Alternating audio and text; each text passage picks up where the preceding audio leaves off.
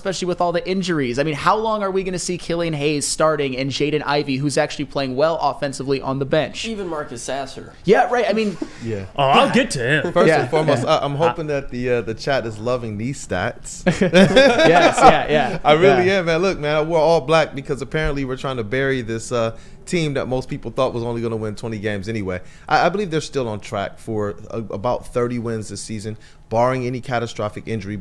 And now you see why. If they take a few injuries, it is bleak. But to touch on the whole Killian Hayes subject, man,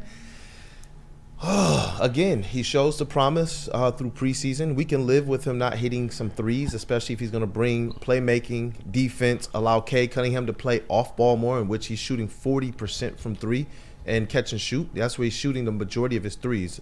He shoots about 6 a game. 5 of them come from that department. So you need a ball handler that can be out there and playmaking that way. But when he can't make anything, they're just saying, hey, everybody stay home and play man. Everyone's switching everything whenever they try and do pick and roll because they're not concerned with what Killian Hayes can do.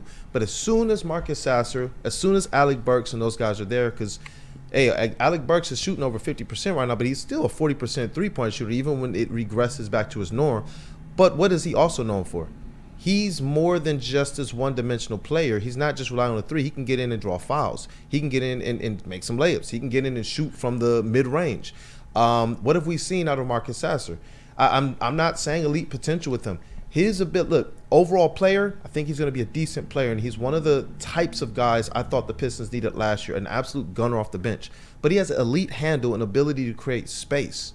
That means that the defense has to pay attention to him. And that creates opportunities for other players on the squad. You know, so I don't know necessarily how much longer they can continue the Killian Hayes experiment, because we started seeing a little bit of what we saw last year.